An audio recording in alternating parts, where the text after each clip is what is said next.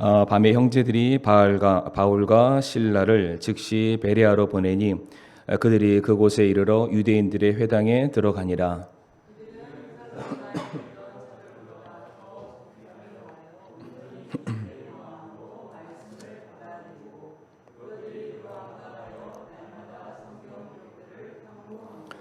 그들 중에 많은 사람이 믿고 또 그리스 사람인 귀부인들과 남자들 중에서도 적지 않은 사람이 그러하더라.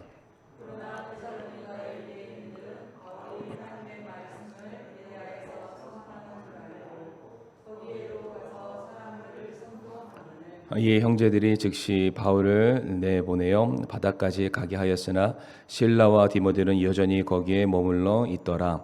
바울을 안내하던 자들이 그를 데리고 아테네에 이른 뒤 실라와 디모데를 그에게 최대한 속히 오게 하라는 명령을 받고 떠나니라. 아멘. 제가 말씀을 위해서 한 번 더 기도하겠습니다. 고마우신 주님 감사합니다. 또 이 시간 또 저희들 말씀 앞에 섰습니다. 두렵고 떨리는 마음으로 말씀을 또 받게 해주시고 또 전하는 저 역시나 정말 하나님의 능력을 의지함으로 말씀을 선포할 수 있게 하여 주시옵소서. 예수님의 이름으로 기도를 드리옵니다. 아멘. 오늘은 사도행전 17장 10절부터 15절까지 말씀을 통해서 고귀하고 온전한 성도라는 제목으로 함께 말씀을 나누도록 하겠습니다.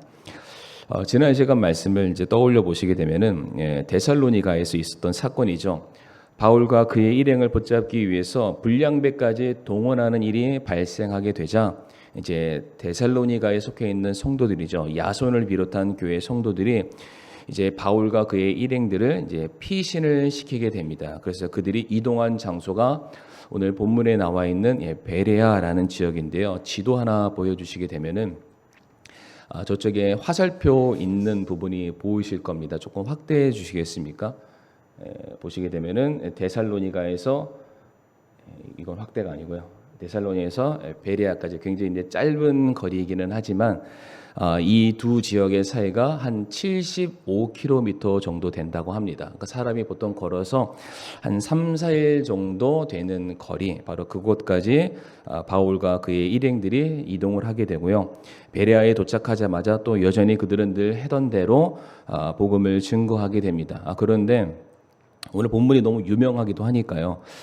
베레아에 도착했을 때 사도 바울이 복음을 선포하게 될 때 그들이 하나님의 말씀을 받아들이는 자세가 좀 남들과는 다르다라는 것을 오늘 본문이 우리에게 말해주고 있습니다. 본문 11절 말씀을 보시게 되면 이들은 데살로니가 있던 자들보다 더 고귀하여 온전히 준비된 마음으로 말씀을 받아들이고 그것들이 그러한가 하여 날마다 성경 기록들을 탐구함으로라고 되어 있습니다. 사도 바울이 베레아 교회의 성도들에 대해서 정의를 내리기를 그들은 고귀하여 온전히 준비된 마음으로 말씀을 간절히 받아 정말로 그러한가 날마다 말씀을 탐구하는 사람들이었다라고 말을 합니다. 여기에서 탐구라는 단어의 의미가 참 중요한데요. 이게 헬라어로는 이제 아나크리노라고 되어 있는 이게 두 가지 단어의 합성입니다. 아나라는 단어와 크리노라는 두 단어가 합성된 건데 아나라는 말은 무엇 위에 혹은 무엇 안에라는 뜻이고요. 크리노의 경우에는 비판하다 혹은 비평하다 혹은 판단하다라는 뜻을 가지고 있습니다. 그러니까 두 단어를 합쳐서 설명드리게 되면은 무엇인가를 받았을 때에 그것을 올려놓고 펼쳐놓고 자세하게 살펴보다 판단하다라는 그런 뜻을 가지고 있습니다. 그러니까 베레아 교회의 성도들은 말씀을 받게 되었을 때에 덮어놓고 믿는 사람들이 아니었습니다. 무조건적으로 맹목적으로 믿겠다라고 말하는 사람들이 아니었고요. 정말로 그러한가, 내가 들은 말씀이 분명한 사실인가에 대해서 요즘 말로 정확한 팩트 체크를 하고 난 그 이후에 말씀에 대한 믿음과 신뢰와 확신을 두는 사람들이었음을 말해주고 있습니다. 자, 그런데 베레아 교회의 성도들이 이와 같이 말씀에 대해서 탐구했던 분명한 이유가 있는데 이것은 단순히 그들이 가지고 있는 지적인 호기심이나 어떤 신학적인 관심을 그들이 채우기 위한 것은 절대로 아닙니다. 본문 12절 말씀 보게 되면은 그들 중에 많은 사람이 믿고 또 그리스 사람인 귀부인들과 남자들 중에서도 적지 않은 사람이 그리하더라라고 되어 있습니다. 이게 너무나도 평이한 말씀 같지만 이 안에 굉장히 많은 뜻이 담겨져 있는데, 지금 베레아 교회의 성도들이 성경 말씀을 탐구했던 이유는 바울이 그들에게 전하고 있는 예수 그리스도의 말씀을 믿기 위함이었습니다. 그러니까 바울이 한 말이 결코 변하지 않는 진리의 하나님의 말씀에 근거한 것인지, 성경이 예언하고 기록하고 있는 예수 그리스도가 정말로 십자가 위에서 우리의 모든 죄와 사망을 담당하신 메시아 되신지를 그들이 지금 확인하고 있는 것입니다. 왜 그러냐면은 그들이 이 말씀을 받아들인다는 것, 다시 말해 예수님을 받아들인다는 것은 그들이 지금 기존까지 붙들고 있었던 로마 황제를 향해 반기를 드는 것입니다. 그러니까 당시 로마 황제는요, 신적인 존재로서 모든 사람들이 섬기고 추앙하는 대상이었죠. 그런데 예수님을 그들이 받아들인다, 내가 그 말에 동의하고 그것을 믿는다라는 말은 내가 더 이상 로마 황제를 향해서 내 인생을 의탁하는 삶이 아니라 이제 내 생명의 주관자가 되시는 예수님께 내 인생을 맡기겠다는 일생일대의 엄청난 선택, 결정을 내리는 그 행위이기 때문에 이것을 그냥 좋은 거니까 내가 믿을게요, 좋다고 하니까 받아들일게요, 이런 식이 아니었습니다. 내가 어떠한 결정을 내리느냐에 따라서 내가 지금까지 쌓아왔던 이 베레아에서의 모든 것들이 순식간에 무너질 수도 있는 그러한 중대한 결정의 순간에 서 있는 것이죠. 다시 말해 지금 베레아 교회의 성도들이 성경을 탐구한 것은 옛 것을 버리고 새 것을 취하기 위해서, 그동안 그들이 갇혀 있었던 세속적인 이 사고 방식에서 벗어나 위에 계신 하나님께 나아가기 원함이었습니다. 그러니까 예수 그리스도로 말미암아 내가 새로운 삶을 살아가야 되는데 과연 그것이 무엇인가를 내가 분명히 알아야 내가 선택할 때도 갈등하지 않을 것이고요, 결정한다 해도 후회하지 않기 때문에, 다시 말해 그들이 의심이 아니라 더 구체적이고 적극적인 신앙의 반응을 보이기 위해서 그들이 말씀을 탐구하고 분석했음을 말해주고 있습니다. 성도 여러분, 이게 어렵다고 생각하지 마시고요, 그냥 저희 일상의 삶을 돌아보시면 되는데, 우리가 무슨 물건 하나만 사려 해도 요즘 이제 젊은 사람들은 수많은 쇼핑 사이트에서 물건을 비교 대조합니다. 그러니까 어떠한 물건이 하나가 있으면 이걸 어떠한 사이트에서만 팔지 않죠. 수많은 사이트에서 그것을 공유하고 그 물건을 다 팝니다. 그런데 파는 곳곳마다 이 물건을 판매하는 조건들이 다 다릅니다. 10원 단위가 다르고요, 100원 단위가 다르고 어디에서는 무료 배송도 해줍니다. 그러니까 사람들이 고작 몇백 원이고요, 몇천 원 차이일 뿐이지만은 그래도 내게 유익한 것을 얻기 위해서 굉장히 오랜 시간 비교 분석을 하게 되어 있습니다. 그러니까 이 쇼핑이죠. 이 물건 하나 사는데도 이렇게 우리가 시간과 정성을 들이는데 어떻게 우리의 생명에 걸려 있고요, 우리들의 인생에 걸려있는 이 일생일대의 중요한 이 선택의 기로 속에서 어떻게 우리가 하나님의 말씀을 건성으로 들을 수 있을까? 그럴 수 없다라는 것이죠. 내 인생을 맡겼기 때문에 정말로 그렇게 해도 되는가에 대한 분명히 탐구하는 시간이 있어야만 하는 것이죠. 근데 성경 말씀 보게 되면은 하나님의 말씀을 우리가 받아들이게 됐을 때, 하나님의 말씀을 배우게 되었을 때에는 정말로 그에 따른 변화와 순종과 행동과 말씀을 가지고 고뇌하는 그런 모습들이 반드시 나타나야 됨을 성경이 우리에게 가르쳐주고 있습니다.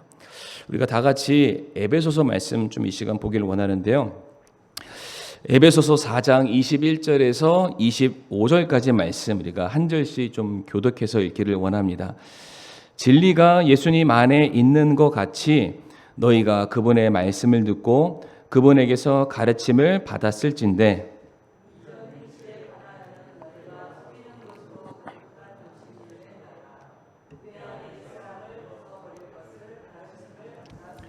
너희의 생각의 영 속에서 새롭게 되라.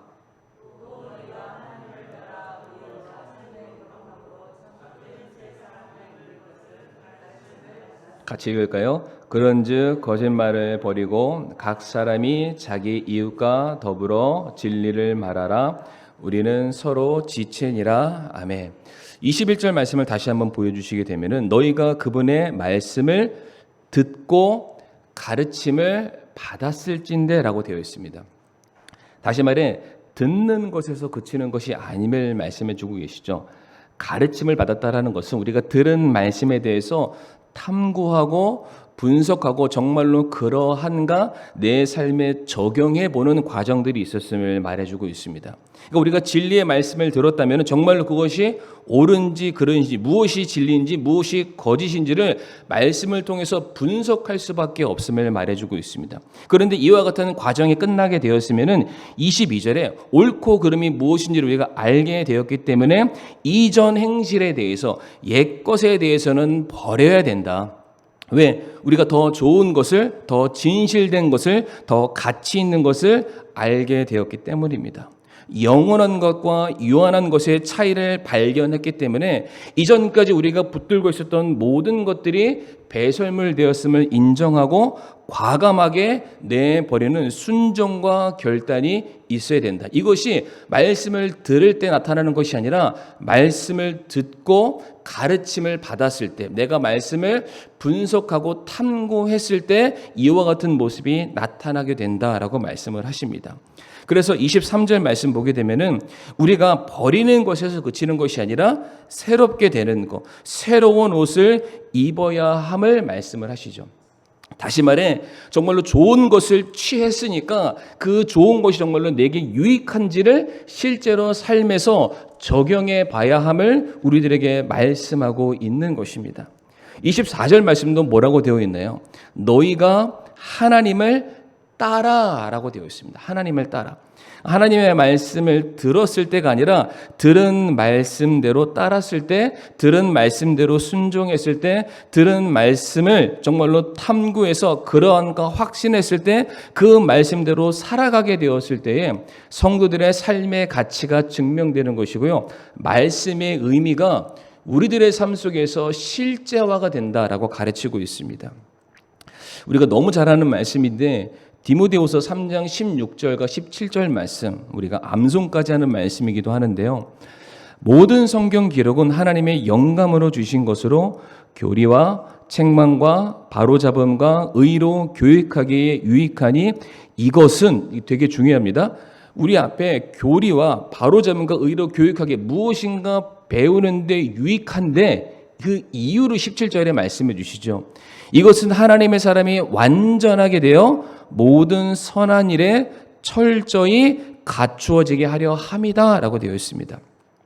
성경 기록의 목적은 성경적인 지식과 더불어 교리, 원리 원칙을 배우는 것도 있습니다. 그러나 그렇게 함으로 말미암아 그동안 우리 안에 잘못된 기준과 가치를 바로 잡아서 결국에는 저와 성도님들이 선한 일, 하나님께서 저와 성도님들을 통해서 이루고자 계획하신 선한 일을 행하도록 우리를 독려하시기 위해서 말씀이 주어졌다라고 가르치고 계시죠. 다시 말해 듣고 행하는 자, 듣고 변화함을 입는 자, 말씀에 순종함으로 열매를 맺는 자가 되라고 우리에게 말씀이 주어진 거예요. 그러니까 우리가 그 말씀을 듣는 것에서 절대로 그쳐서는 안 됩니다. 우리가 그 말씀대로 행하기 위해서 이 말씀이 내게 요구하는 바가 무엇인지, 내게 목적하는 것이 무엇인지를 우리가 분명히 살피는 과정이 우리에게 필요한데 그것을 오늘 본문이 탐구라고 말씀을 하고 있습니다. 사랑하는 성도님들, 우리는 누구나 다 하나님의 말씀을 읽습니다. 그러나 읽는 것과 읽은 말씀대로 살아가는 것에는 분명한 차이가 있다라고 저는 그렇게 믿습니다. 말씀대로 산다는 것은 적어도 내가 그 말씀에 동의했다는 것을 의미하고요. 내가 동의된 말씀에 순종할 결심을 내린 것은 지난날의 내 삶이 잘못되었음을 인정하는 회개가 수반되는 것입니다. 그러니까 원래 잘 살았으면 문제가 없겠죠. 그러나 내가 말씀을 들음으로 말미암아 내 삶이 변화되었다는 것은 지난날의 내 삶이 그릇되고 하나님이 원하시지 않는 모습이라는 거예요. 그런데 이 모든 것들이 내가 말씀을 듣고 행할 때 나타나게 되는 삶의 변화가 되는 것이죠.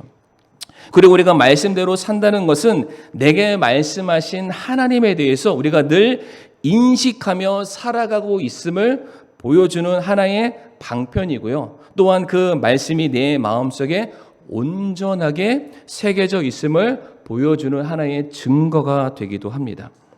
그래서 제가 이 말씀을 묵상하면서 이걸 한번 생각해 봤는데, 우리가 말씀을 받았을 때, 읽었을 때, 배웠을 때 이제 꽉 막혀 있는 어두운 창고 안에 이게 뭔가 밝게 비치는 창문이 하나 열리는 거예요. 우리가 말씀을 받게 됐을 때. 그러니까 우리가 건물 안에 있어도 이게 밖을 지금 볼 수가 있습니다. 지금 이게 커튼이 쳐져서 밖에 하나도 안 보이지만은 커튼을 쫙 올리고 밖을 보면은 밖에 날씨가 좋은지 안 좋은지 충분히 알 수가 있죠. 그러나 그것만으로는 우리는 밖에가 어떠한 세상인지를 전혀 볼 수가 없습니다. 무슨 말씀을 드리냐면은 우리가 하나님의 말씀을 처음에 받게 되었을 때에는 드디어 눈이 띄어지는 거예요. 우리가 모르던 것이 보여지고 알지 못했던 사실을 깨닫게 되는 거죠. 그런데 그 사실에 대해서 우리가 순종하는 것은 그 창문 밖을 바라보는 게 필요하다. 그렇게 된다면은 지금 보였던 것보다 더 넓은 세상이 보여지게 되는 것이죠. 그러니까 다른 말로 우리가 말씀만 듣기만 하면은 내가 듣고 싶은 거, 내가 보고 싶은 거, 내가 적용하고 싶은 것만 보는 거예요. 그런데 그 들은 말씀을 내가 순종함으로 살아갈 때는 내가 보고 싶은 것을 보는 것이 아니라 하나님께서 우리에게 보여주시는 것을 보게 되는 것이죠.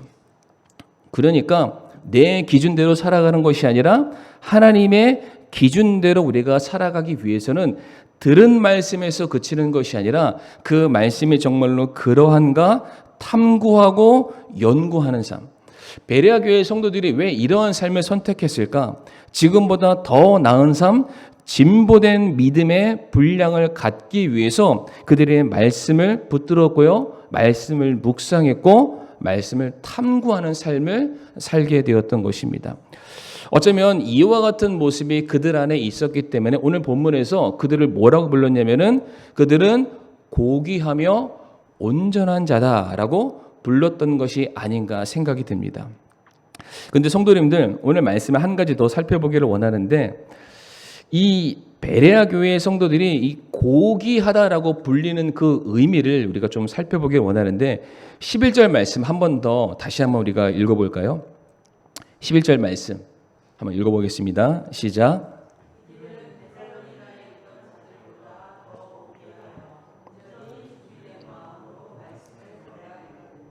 그것들이 그러한가 하여 날마다 성경 기록들을 탐구함으로. 아멘. 그들이 성경을 탐구하고요, 성경 말씀대로 순종했던 그 이유를 오늘 본문이 말하기를 그들이 고귀한 자였기 때문이다라고 말을 합니다. 이게 개역 한글에서는 뭐라고 되어 있냐면은 신사적이다라고 말을 합니다. 근데 신사적이다고 말한 건 젠틀이잖아요. 이거는 약간 성품에 관련된 내용이라면은 고귀하다라는 것은 태생과 관련이 있습니다. 의미가 조금 다른데 원어는 태생에 더 가까운 의미를 가지고 있습니다. 그러니까 고귀하다는 말이 무슨 뜻이냐면은 이 사람이 태생적으로 좋은 가문과 좋은 혈통 가운데서 태어났음을 의미하는 그런 단어입니다. 그러니까 출생 자체가 이 사람이 귀족 가문이었고요, 계급이 높은 집안에서 태어난 사람이다라는 것을 말하고자 했을 때에 고귀하다라는 단어가 쓰이게 되는데, 뭐 요즘 말로 바꾸게 되면은 이 사람 금수저다라는 그런 말로 우리가 표현할 수 있을 겁니다. 그런데 이와 같은 단어가 실제로 사용되었을 때는 어떠한 뉘앙스를 가지고 있냐면, 내가 저 사람을 보니까 저 사람은 참 가정교육을 잘 받은 것 같아. 내가 저 사람 하는 말과 행동들을 보니까 저 사람은 정말로 뼈대 있는 가정에서 태어나 훈육을 잘 받아서 참 인격이 훌륭한 사람인 것 같아. 과연 그 부모의 그 자식이야 라는 말을 하게 되었을 때에 고귀하다라는 이 말을 쓴다고 합니다. 이게 무슨 뜻이냐면은 저 사람을 보면은 저 사람을 가르친 스승이 누구인지를 알 수 있고요, 저 사람이 하는 말과 행동들을 보게 되면은 저 사람이 어떠한 집안의 사람이고 저 사람의 부모가 어떠한 사람인지가 충분히 가늠이 된다라는 뜻입니다. 그러니까 지금 오늘 본문에서 베레아 교회 성도들을 향해서 그들이 고귀하다라고 말을 했을 때는 그 사람들의 됨됨이를 칭찬하는 말이기도 합니다. 그러나 보다 더 중요한 것은 무엇이냐면은 그들을 고귀하게 만드신 하나님을 향해서 영광을 돌리는 그런 말이기도 해요. 성도님 한번 생각해 보세요. 고귀하다라는 것은 태생적인 건데 원래 이 베레아 교회의 성도들이 예수님을 만나고 복음을 영접하기 전에 그들의 삶 자체를 고귀하다라고 할 수 있을까요? 그렇지 않습니다.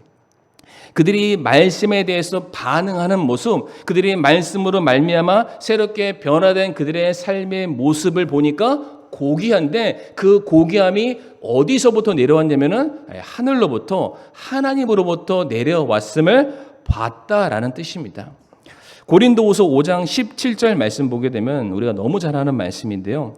그런즉 누구든지 그리스도 안에 있으면 그는 새로운 창조물이라 옛 것들은 지나갔으니 보라 모든 것이 새롭게 되었다라고 되어 있습니다. 그러니까 이 사람 자체가 베레아 교회 성도들 자체가 고귀한 사람이 아니라 예수 그리스도를 통해서 그들이 고귀하게 된 것입니다. 그러니까 하나님께서 그들을 자녀 삼아 주셨고요. 그들의 모든 죄를 용서해 주셨고 천국 백성으로서 그 자격과 특권을 허락해 주셨기 때문에 드디어 그들이 그 특권과 은혜 안에서 고귀한 자로 불림을 받게 된 거예요.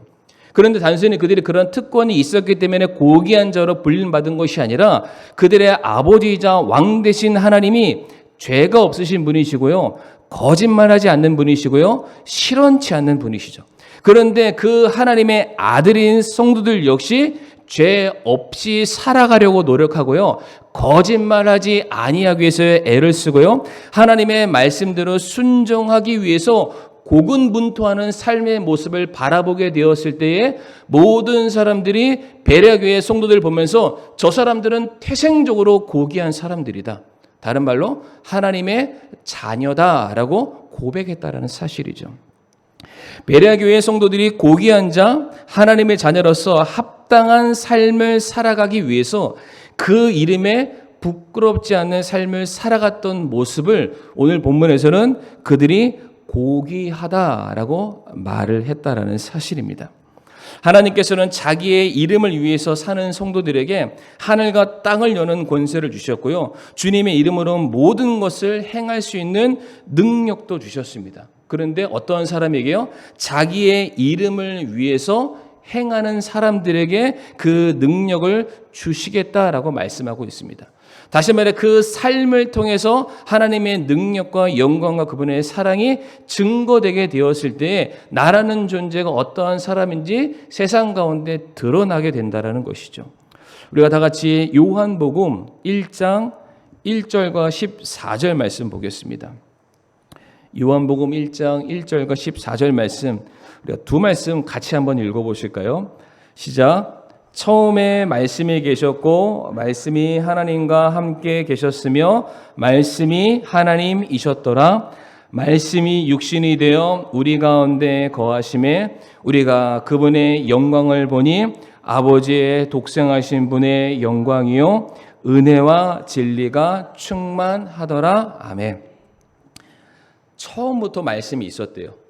그 말씀이 하나님과 함께 계셨대요. 하나님께서는 수많은 대언자들과 여러 가지 상황들을 통해서 계속해서 하나님의 말씀을 세세토록 자기 백성들에게 전해주셨어요. 그런데 사람들이 하나님의 말씀을 알아듣지 못하자 하나님께서는 그 말씀이신 분을 이 땅에 보내셔서 육신을 입고 우리 가운데 그 말씀이 어떠한지를 살아가게 하셨어요. 드디어 사람들이 말씀이 육신을 입고 내 수준과 내 이해의 범주 안에서 말씀대로 살아가는 예수님을 보게 되었을 때에 사람들이 뭐라고 고백하냐면 우리가 그분의 영광을 봤다라고 말합니다.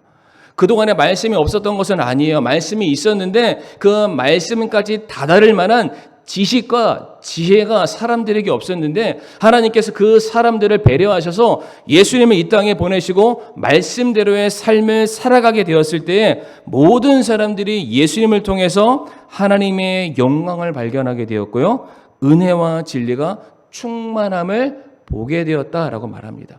그러니까 예수님께서도 이 땅에서 말씀대로 살아가심으로 말미암아 하나님의 영광을 드러내셨고 그분이 독생자 메시아다라는 사실이 드러났잖아요. 마찬가지로 구원받는 성도 역시 말씀대로 살아가는 그 모습이 드러나게 되었을 때에 우리의 태생이 고귀한 자라고 인정받게 된다는 것이죠. 제가 사진 하나 보여드리기를 원하는데 아마 이 사진 최근에 보신 분 계신지 모르겠습니다. 지난 7월 달, 한 8월 달인가요? 비가 엄청 많이 내렸었는데 이제 그때 찍었던 사진인데 혹시 이 사진 전혀 모르시나요? 이게 무슨 사진이냐면은 이제 저 폐지를 줍는 할아버지가 이제 비를 맞으면서 계속 걸어가시는 거예요. 그런데 저 옆에 있는 한 여성분이 이제 그 아이의 한 엄마라고 합니다. 그런데 이 걸어가시는 할아버지 옆에 묵묵히 우산을 씌워드리고 할아버지가 가는 곳까지 대략 1시간을 우산을 씌워드리면서 간 거예요. 그랬더니 저 여자의 온 몸이 다 젖은 거예요. 저 작은 우산으로 두 사람 씌웠는데 이미 뭐 양쪽 어깨는 다 젖잖아요. 1시간을 묵묵히 걸어가고 이 할아버지가 자기의 목적지에 도착하게 됐을 때 잠깐만 기다리세요라고 말을 하고 근처 편의점에 들어가서 그 현금 인출기에서 돈을 3만 원인가 5만 원을 빼서 이 할아버지에게 드린 거예요. 그런데 이거를 어떠한 사람이 그냥 사진을 뒤에서 찍은 거예요. 그러니까 돈 주고 이런 거를 찍은 게 아니라 이렇게 묵묵하게 걸어가는 사진을 찍고 이거를 인터넷에 게재했더니 이제 수많은 기자들이 너무나도 훈훈한 사건이니까 이제 취재를 들어갑니다. 근데 이 여자는 찾지 못하고 이 할아버지는 늘 그 인방을 돌아다니시니까 기자가 이 할아버지를 만난 거예요. 그래서 자초지경을 물어보니까 제가 말했던 내용을 그대로 얘기해 줍니다. 전혀 알지 못하는 한 여자가 내가 비 맞고 가는 것을 불쌍하게 여겨서 나를 우산을 씌워줬는데 1시간 가차이를 나랑 같이 걸어갔다. 그리고 여기서 끝난 것이 아니라 도착했을 때 이만저만해서 그냥 내가 할아버지 맛있는 거 사드시라고 내게 돈까지 줬다.